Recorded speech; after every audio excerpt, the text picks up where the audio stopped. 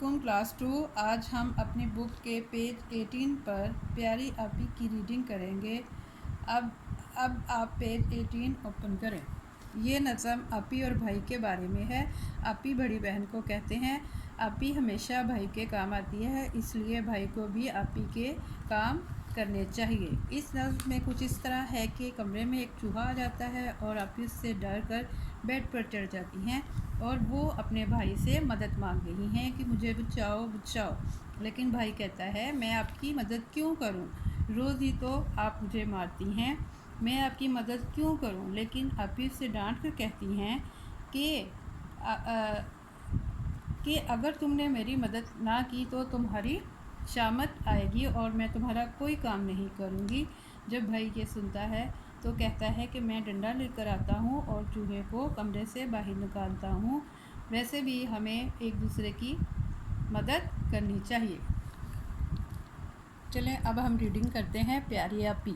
کمرے میں کودا کالا سا چوہا، کودا یعنی چھلانگ لگا کر کمرے میں ایک چوہا آیا، ڈر کے بھاگی آپی، بستر پر چڑھی آپی، ڈر کے خوف سے آپی بھاگتی ہیں اور بستر پر چڑھ جاتی ہیں، بیڈ پر چڑھ جاتی ہیں۔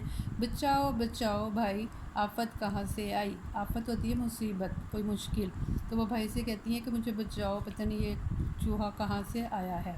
لیکن پیاری آپی کو میں کیوں بچاؤں، روز ہی تو ان سے میں مار کھاؤں۔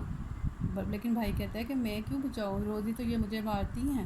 کودو پیارے چوہے، چڑھو پیارے چوہے، بستر کے اوپر آپی سے کیا ڈر۔ یاد رکھنا بھائی، شامت تمہاری آئی، کروں میں تمہارا اب کام کوئی اچھا آپی اچھا، لاتا ہوں ڈنڈا، چل رے چوہے بھاگ یہاں سے، آپی کو ستانے آیا کہاں سے۔ یعنی اب وہ جب اس کی آپی اس کو کہتی ہے کہ میں تمہارا کام نہیں کروں گی تو فوراً ہی وہ اس کی مدد کے لیے تیار ہو جاتا ہے۔ اب آپ نے اچھی سی اس کی ریڈنگ کرنی ہے، ٹھیک ہے، اور اس کے بعد ہم نے اس کے سوالوں کے جواب لکھیے۔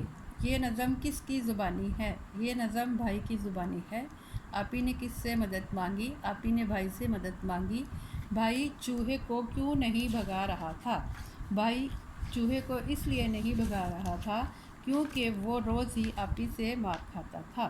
بھائی نے پھر چوہے کو کیوں بھگا دیا؟ آپی نے بھائی سے کہا کہ اب میں تمہارا کوئی کام نہیں کروں گی، اس لیے بھائی نے چوہے کو بھگا دیا۔ جی بیٹا، ان سوالوں کے جواب آپ نے اپنی کاپی پر لکھنے ہیں، نظم کو اچھی طرح پڑھنا ہے اور بار بار ریڈنگ کریں تاکہ آپ کو کی ریڈنگ اچھی ہو، نیٹ رائٹنگ میں آپ نے سوالوں کے جواب لکھنے ہیں۔ اوکے، اللہ حافظ۔